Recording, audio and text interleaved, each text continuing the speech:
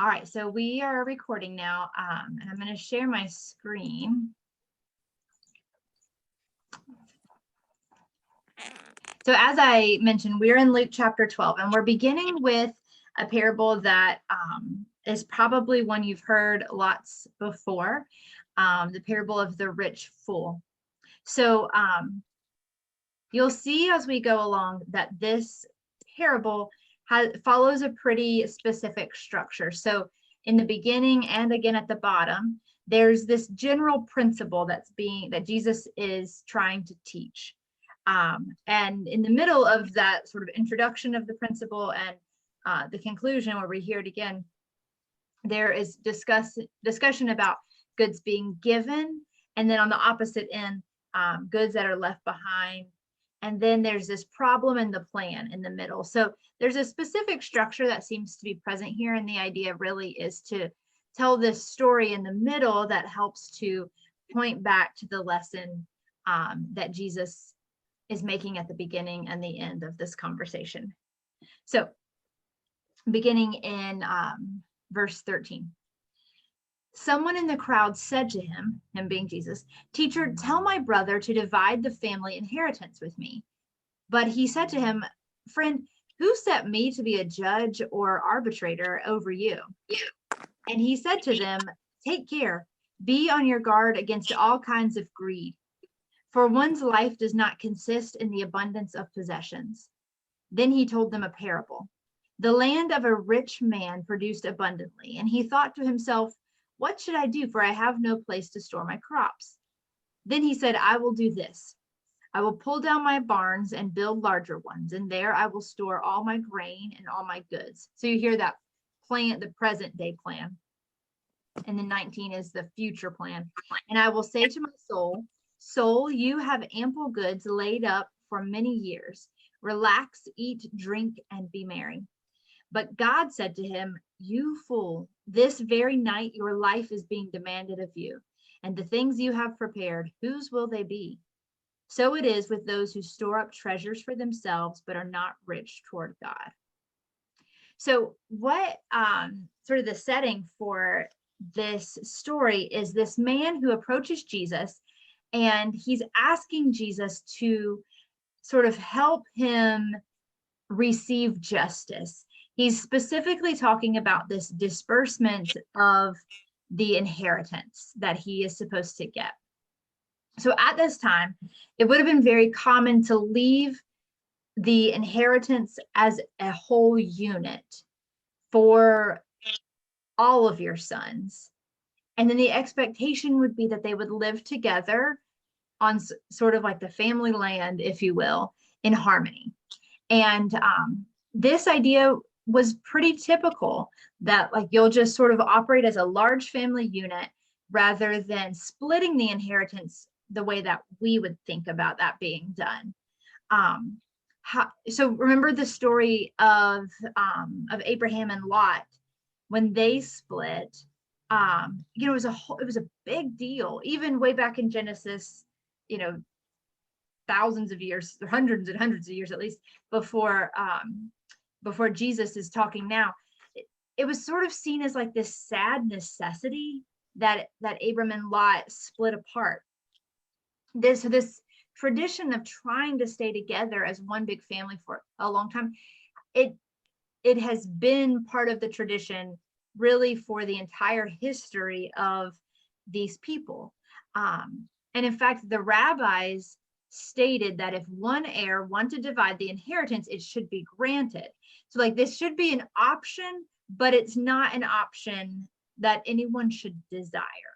The hoped for goal is that a family could stay together in unity forever.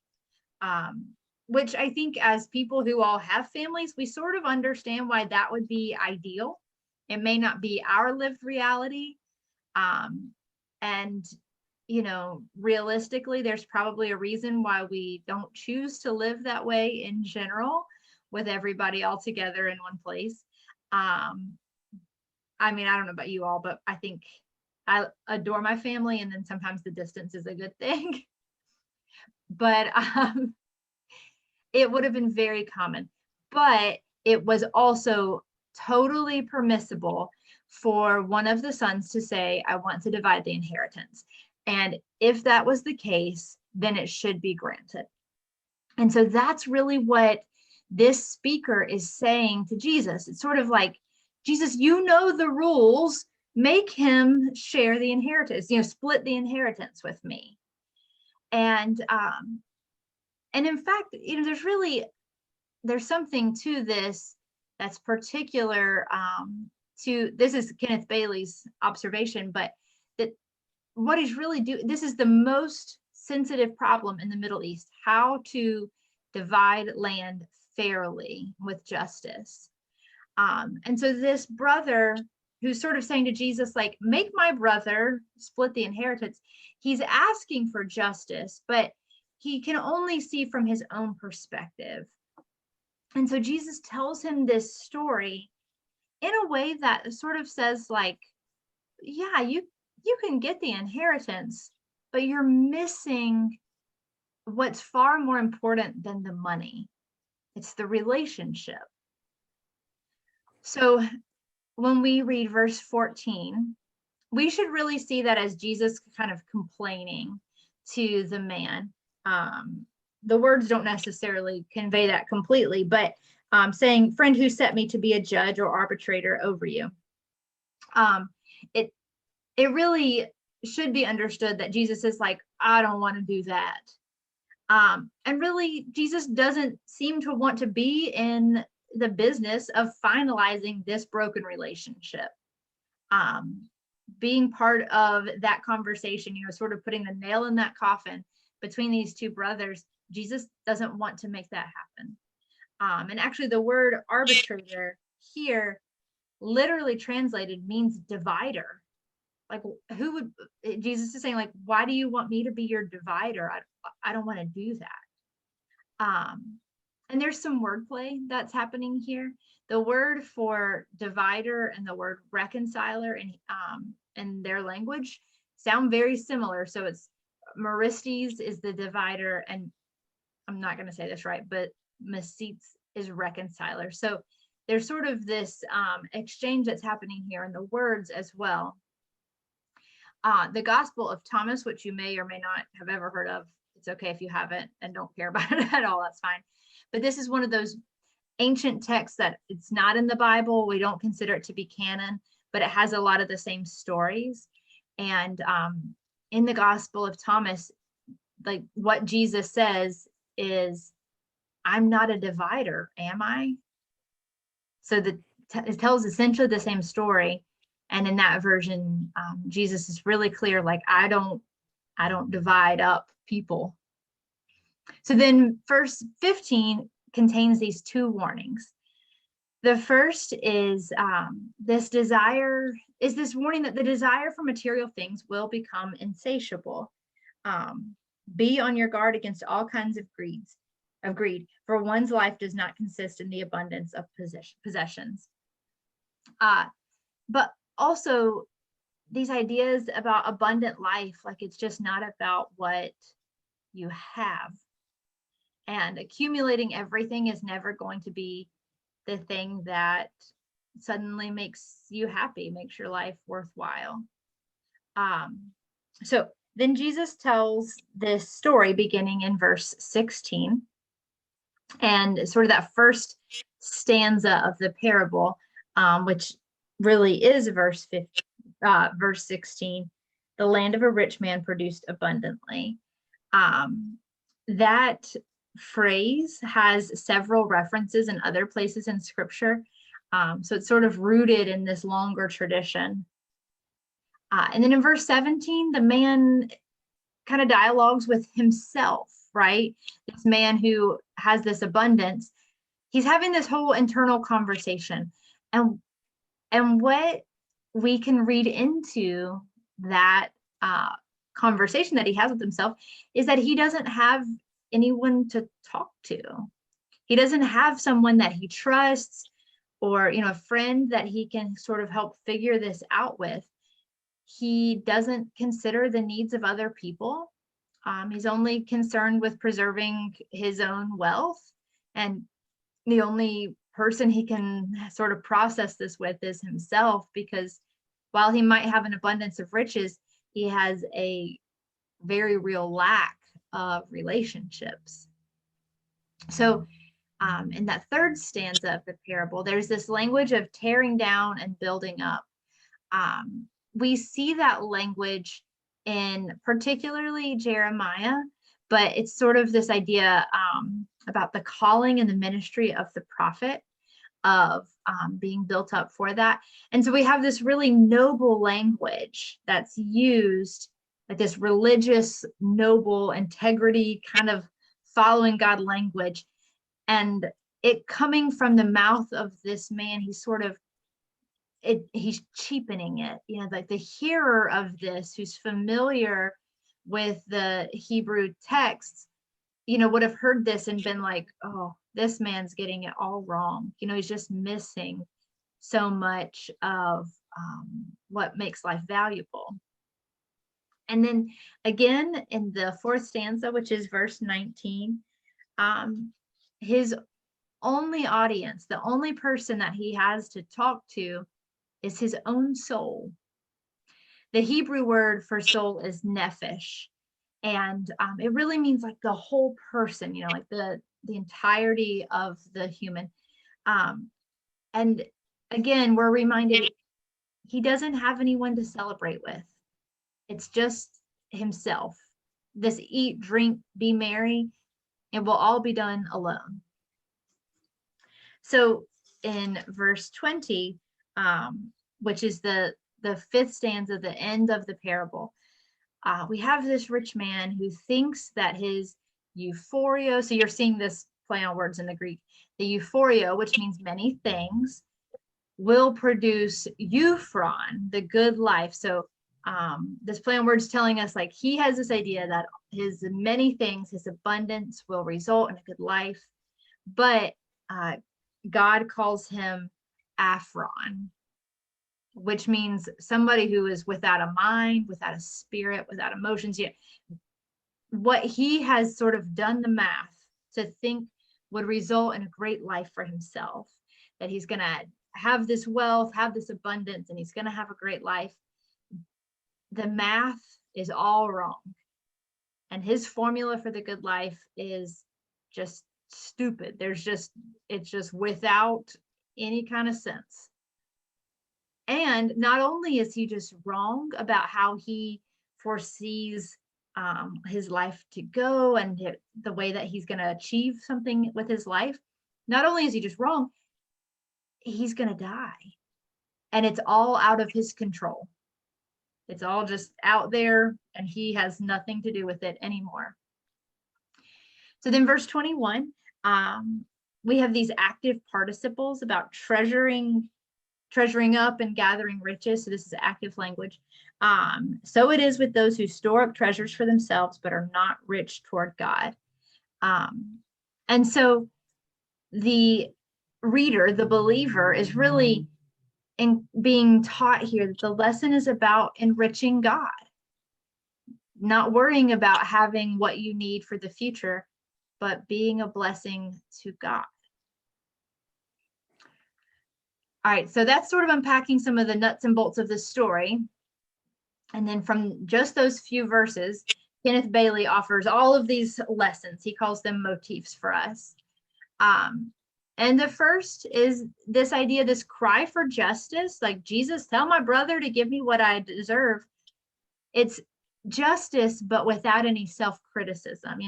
He's saying the lesson here seems to be, according to Kenneth Bailey, or one of the lessons, that asking for justice without ever looking at yourself is to be missing the point. And in the case of a broken personal relationship, Jesus refuses to answer a cry for justice when the answer contributes to finalizing that broken relationship. So it appears that Jesus is more interested in bringing people back together and healing a relationship than ensuring that the letter of the law is followed. And Jesus views this self-centered cry for justice as a symptom of sickness. He doesn't even really answer the question that or he doesn't follow the directive that the man gives, and rather he addresses what's at the heart of the issue. Jesus doesn't seem to care about this man's brother and splitting the inheritance.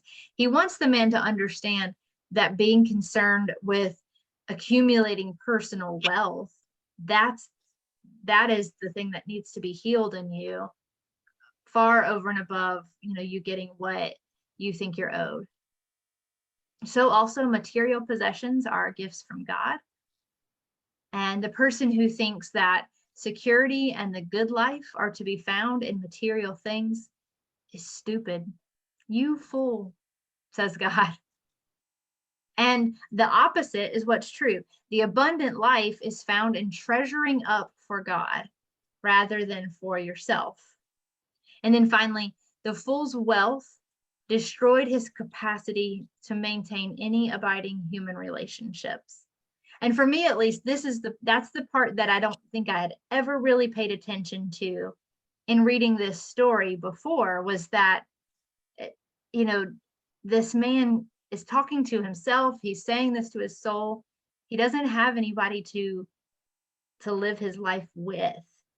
And so, in fact, he's actually very poor, even though he has an abundance of wealth, he thinks. All right, so I'm going to pause there. I'd love to hear thoughts, questions. What are you hearing here for the first time, or something different?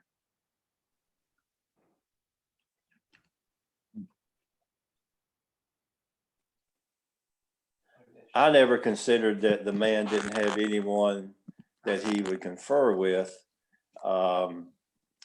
It doesn't really indicate that he wasn't married or he didn't have children. It's just that he didn't think it appropriate to consider what they thought. I never thought of it as he was someone who was rich and had all this abundance, but he was alone. He just made the decision independent of any input from anyone, because what he had was his and nobody else should have a say in it. Right. Yeah, and there may be, he may have those relationships like you said, but in terms of, how he's processing this, Kenneth Bailey's read, at least again, is that he doesn't have anybody to talk about this with. He's all on his own. Even as many times as I've probably read and talked about this particular parable, if I'd have talked about it, or if we'd have talked about it without reading it, I wouldn't even have remembered the setup where the guy asked the question, and the piece you brought in about the divider. I remembered the parable and the story that Jesus told about, the riches and abundance and wealth versus abundance for God, but never really thought, or hadn't registered the setup part of it. Yeah, and I think, I don't know that I've ever really heard a sermon or anything that talks about the context of, like, why is Jesus telling this story when he's obviously telling it to make a point to the person he's talking to. I do think that's really interesting. And, just to get like really sort of nuts and bolts around it, I bet every single one of us knows of a family that has been torn up by money, right? Like somebody dies, there are arguments over the inheritance. Somebody, we've all been there, right? Or, maybe it wasn't, hopefully it's not your family, although it wouldn't surprise me because it happens all the time. Yeah, siblings, sometimes they're doing the same way that the prodigal son did, and in that particular, in dividing up properties, I know of individuals who I've often said, boy, when their parents die, there is going to be a battle. And that's simply by the comments that they've made and the actions that they are seen doing. It sort of lets you know where their thought process is. Yeah, absolutely. So we've probably all seen that in some capacity, maybe experienced it, or some, We know that it happens. And in this case, at least, it seems really clear that Jesus is far more interested in preserving the relationships than everybody getting what they think is coming to them or what they are owed. And even if they are rightfully owed it, you know, that this man is well within his rights. It was the custom that if you wanted to split the money, you could. But Jesus doesn't seem to be interested in splitting the money just because you can. His concern seems to be more about, why would I be your arbitrator? Why would I be dividing you when you have the option to find a way to live together peaceably? And you might have all this money, but you might also be alone at the end of the day.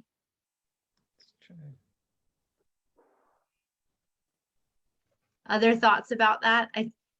Well, it Yes. seems to me that the young man who's come to him, or the man who came to him with this, you almost get a sense that the brother didn't divide anything up with him or shared anything with him, or at least he thinks he's not gotten a fair treatment or a just treatment. It would indicate that by his comments, whether or not that's true or not. And I don't even know if this was a Pharisee or a Sadducee, or if it was a scribe that was trying to get Jesus to say something that would be attackable. You don't really get that. And being in Luke, you know, he wasn't an apostle. He didn't hear this firsthand. It was relayed to him either probably by Peter or Paul, or something that he had heard them say. Yeah, we don't know the whole story, but whatever the case, you know, the lesson really seems to be like, you need to be less worried with having stuff and more worried about storing up treasures for God, being rich toward God. And what does that look like? All right, well, let's move on. Unless you have any other observations, we're going to skip down to then our next unit, which really, it is a unit, but we sort of shift gears a couple of times. It's sort of an interesting setup. So we're going to read this kind of in chunks. So the first little section will begin in chapter 12, but verse 32. Do not be afraid, little flock, for it is your Father's good pleasure to give you the kingdom. Sell your possessions and give alms. Make purses for yourselves that do not wear out, an unfailing treasure in heaven, where no thief comes near and no moth destroys. For where your treasure is, there your heart will be also. So this is like the whisper of a parable. You know, there's this like very metaphorical language in some ways, but this section opens up with this: do not fear. Do not fear, little flock. And so we have this imperative, this identity, and then the underlying reason for both of these things. The imperative, do not be afraid, we've heard a million times throughout the Old Testament, and even in Luke, we hear those words said to Zechariah, to Mary, the shepherds, to Simon Peter, Jairus, and the disciples twice. And all of those instances, fear is this human response that's sort of impeding or holding us back from understanding God's will or what God is doing at the time. So, you know, to Zechariah, don't fear, you're going to have a baby. To Mary, a similar thing. So all of these times it's sort of, don't fear, God is doing something, and you might not understand it, and you might be fearful in response, but you don't need to. And in this context, the fear is about us letting go of our anxiety over having what we need. So it is God's pleasure to take care of you. And I love the language of little flock. I think in my head, it just reminds me of like being a little child and feeling taken care of, I guess. But so you don't have to be afraid because you are loved by this shepherd who is taking care of your needs. And you are dependent, just like sheep would be, on the shepherd. And you don't have to fear because God takes great pleasure in giving you what you need. So we sort of open up with this such a brief verse, but there's so much weight to that. To do not fear, little flock, for it is your Father's good pleasure to give you the kingdom. And in those verses that I read, there really are a few points that I want to pull out. So it's God's good pleasure. Another translation of that would be delightful decision. Like it brings God delight to give helpless people, to give all of us helpless disciples the whole kingdom. We see that divine pleasure at other points, Jesus's birth, Jesus's baptism, and revealing this ultimate meaning. So God takes great pleasure in giving to these disciples. And the verb that says, it doesn't come across in the English super well, but for it is your Father's good pleasure to give you the kingdom. It actually is like the verb tense is a completed past action. So this decision, this delightful decision that God has made, that has already happened. So now we as disciples can seek the kingdom because God has already decided to give it to us. The decision to give it to us has already been made. We don't have to convince God of anything. We just now get to seek the kingdom. And this concept of kingdom, in this context, that's a whole other Bible study. There's so much that we could learn about God's kingdom and what that language sort of entails. But it really, in a nutshell, is about God's active reign over heaven and the active reign that Jesus is inaugurating on earth through his life and ministry. So the kingdom is the way that God is actively living in the world and in heaven.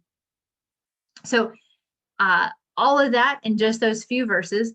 And then we're going to skip over to pick up in verse 35, which is all connected and sort of thematically. So be dressed for action and have your lamps lit. Be like those who are waiting for their master to return from the wedding banquet, so that they may open the door for him as soon as he comes and knocks. Blessed are those slaves whom the master finds alert when he comes. Truly, I tell you, he will fasten his belt and have them sit down to eat, and he will come and serve them. If he comes during the middle of the night or near dawn and finds them so, blessed are those slaves. But know this, if the owner of the house had known at what hour the thief was coming, he would not have let his house be broken into.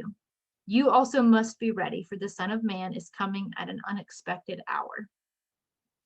So we sort of take this turn from talking about possessions, the stuff that we have, to what's in my notes is parousia. That's the Greek word for the second coming, for Jesus's coming is parousia. But the text really is continuing to focus on like what is ultimate, what is most important. And what we just read earlier in 32 through 34 is that our riches in heaven, that what we have with God and our heart being there, like that is ultimate. And here we also are reminded that with Jesus's second coming, the kingdom that God has been giving, has already decided to give us, with Jesus's second coming, the kingdom will be complete. It will be whole. It will be reality. And so that which we are seeking, that which God has already decided to give us, will be fully present in that moment when Jesus comes. And yet we live in this uncertain time. We don't know when the master of the house will come home. And so there's this tension in this section between when is it going to happen and what does that seem like? This image of waiting for the master to come home and the slaves working, it really stresses the importance of consistency and constancy. we are being called to be faithful and to be ready no matter what is happening. This proclamation that we find here about the master coming home and seeing the servants working, and then sort of reversing the role and becoming the servant, this idea would have been so countercultural. I mean, it still is for us, but definitely countercultural for Jesus's original listeners. The idea that the master would come home and see the slaves working, and so the master begins to invite them to eat and he serves them. It would have just been such a strange thing to hear. But that reversal really says that the faithful will receive the benefits of Jesus's servant ministry. We too will know what it is like to have our feet washed by Jesus if we are those faithful ones when Jesus comes. All right, so the last section in this little section of globbed together parables begins in verse 41. Peter said, I love when Peter asks a question. He says, Lord, are you telling this parable for us or for everyone? Can't you see him being like, we left our homes for you, so we're pretty faithful, okay? Are you telling this parable for us or just for everyone? And the Lord said, who then is the faithful and prudent manager whom his master will put in charge of his slaves to give them their allowance of food at the proper time? Blessed is that slave whom his master will find at work when he arrives. Truly, I tell you, he will put that one in charge of all his possessions. And if that slave says to himself, my master is delayed in coming, and if he begins to beat the other slaves, men and women, and to eat and drink and get drunk, the master of that slave will come on a day when he does not expect him, and at an hour that he does not know, and will cut him in pieces and put him with the unfaithful. That slave who knew what his master wanted, but did not prepare himself or do what was wanted, will receive a severe beating. But the one who did not know and did what deserved a beating will receive a light beating. From everyone to whom much has been given, much will be required. And from the one to whom much has been entrusted, even more will be demanded. So here's the section where we're all like, ugh, let's just skip that stuff. That makes us uncomfortable. I don't like to think about somebody getting cut up in pieces or getting a beating. So let's see what else might be here. Although it does say what it says. So the first thing is that Jesus does not really answer or engage Peter's question at all. I mean, I don't know what Jesus did, but in my mind, he kind of rolled his eyes a little bit like, Peter, just listen. You need to not assume this is for someone else. You've got something to learn here too. But we have these two servants, the one who knew what God expected or knew what the master expected and didn't do it, and the one who didn't know and didn't do it. And both of these servants, and I'm referring to that in 47 and 48, but both of these servants are punished. They both receive a beating because no violation here can be ignored. But the punishment is different based on knowing what you know. And, you know, I hear this and I think about people, especially church leaders, who you find out are very corrupt or, you know, making millions of dollars on the backs of people's donations who think they're going to help a worthy cause or something. You know, this really is a warning that, like, if you know the right thing to do and you don't do it, God is paying attention to that. If you hurt other people with your actions, knowing that that is not what you are called to do, there will be some accountability for that. But this closing lesson here in verse 48 about well, from everyone to whom much has been given, much will be required. And from the one to whom much has been entrusted, even more will be demanded. Remember the parable of the talents, the 1, 2, and 5 talents, and what do you do with them? This is making a really similar point as that parable. And the idea is that God is going to seek much from those to whom much has been given. And people who are leaders who in the church who have a lot of responsibility are meant to be held to a high standard of expectations.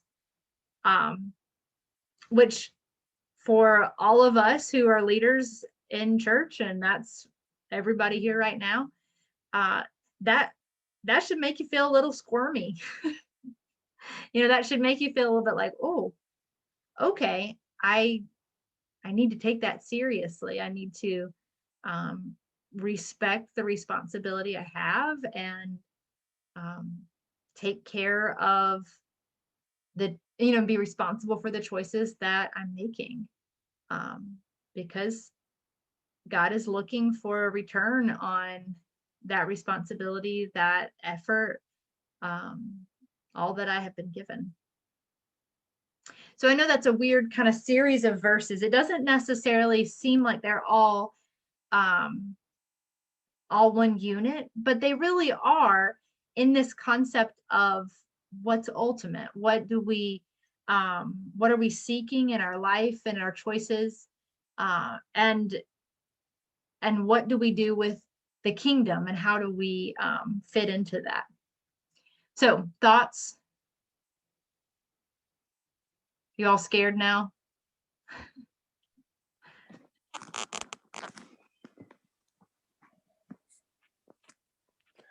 Well, in a church, and oftentimes, I've heard that, the church is full of willing people, the few willing to do it, and the majority who are willing to let them.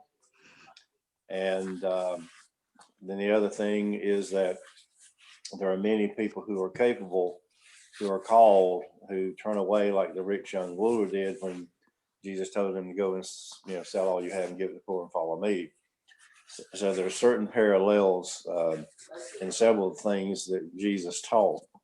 But I think anyone who is a committed church person, a committed follower of Jesus and servant of God, hopefully the Holy Spirit has already worked within them to tell them, they need help. And there are plenty of people who do things in the church that are not deacons and elders and never have been, or they're not Sunday school teachers, but they still serve an important part of the support within the church. But that said, this should bring a whole new reality to all of us in the kind of blessings that we've all received, and how we're supposed to use those blessings or talents, as the lessons call it, in service to God as best we can. And that they are noticed, the actions are noticed, as are the inactions. So you have been informed, or you could say you've been warned, but informed or warned is sort of the same situation here. Yeah, thank you. Another avenue, he may be successful things, that kind of stuff with his, I know the Joshua's group, they told him, Is Wanda talking to us? Is somebody talking to us? No, she's talking to someone else. Okay, I couldn't quite hear her, but I didn't want to be ignoring her if she was. No, she got a phone call while I had it on mute, and she went to another room. And that's fine, not a problem. I just didn't want to be ignoring her. Yeah. I think this text could really scare people off from church leadership and responsibility, right? Like, I mean, it says he's going to be cut into pieces. And I don't think that we need to fear that God is going to chop us all up into little pieces. But I do also think that we should take those responsibilities really seriously, and hold each other in accountability, and all of that stuff that we don't love to talk about, especially if you're on the nominating committee, because you want to make the job sound as easy as possible, right? Yes, you can be a deacon. Yes, you can be an elder. Anybody can do it. It's fine. But whatever that looks like, and like Steve said, it can be a lot of things, and it doesn't have to be those ordered ministry pieces. We should really take seriously the ways that we honor those responsibilities. And one day you all will get to meet my parents, and I really think that if they lived here, they would fit in really well at Pocket. They would love it. But I remember hearing, probably from a very, very young age, at times in my life, both of my parents, but always one of them was on our church staff, and they would talk about that responsibility and how they had to be above reproach. Like, that was language that was used at my house, even as a kid. And sometimes I think we have to make sure that we're not taking that to a place of like false piety or, that kind of thing.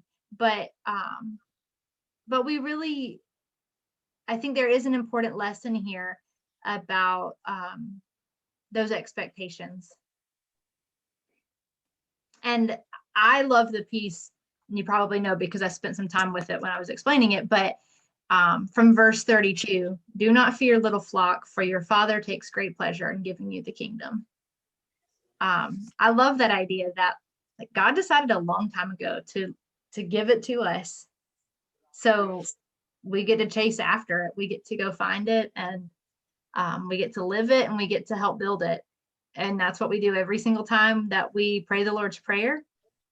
We're asking for it to come. And then hopefully with all the choices that we're making as church leaders, we are helping to participate in our own way in helping God's kingdom come. All right. Any other thoughts, questions, observations?